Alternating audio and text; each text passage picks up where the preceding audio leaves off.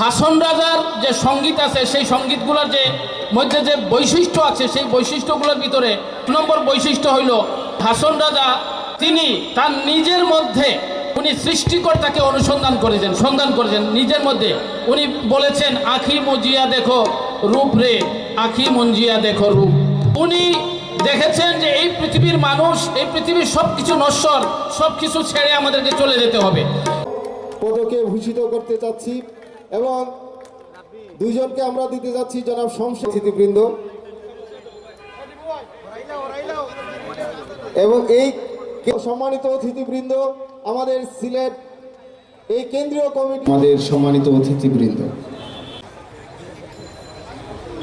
হাসন রাজা শুধু সিলেটের না, সারা বাংলাদেশ, বাংলা ভাষাভাষী যারা আছেন সারা বিশ্বে ছড়িয়ে ছিটিয়ে সবার সম্পদ, আমাদের লোক সাহিত্যের সম্পদ, বাংলা সাহিত্য সঙ্গীতের সম্পদ শোনা যায়। এবং তিনি একাডেমি বা হাসন রাজা একাডেমি প্রতিষ্ঠার জন্য এবং আমরা হাসন রাজার যে মানবতাবোধ সেইটা মানুষের মাঝে যত বেশি পৌঁছাতে পারবো আমাদের সমাজ যে ততই মঙ্গল ঘটবে।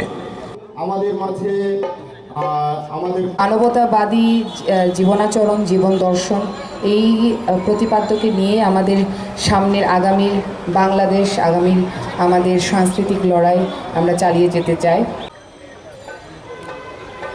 আমরা জানি দীর্ঘদিন থেকেই হাসন রাজাকে নিয়ে কাজ করছেন। আমরা লক্ষ্য করছি সেখানে আমাদের একজন ডাক্তার, চক্ষু বিশেষজ্ঞ অচিনপুরী সাহেব এবং তার সাথে সংশ্লিষ্ট যারা, সবার প্রতি কৃতজ্ঞতা।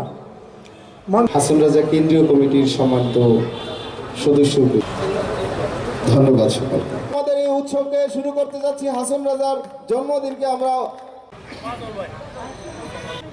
এই দেশের একজন বিশিষ্ট উদির মিয়া ইয়ারিন্নাসা বেগম যখন গাইতে, যদি আবার আমাদের মঞ্চে একটু আসন গ্রহণ করেন।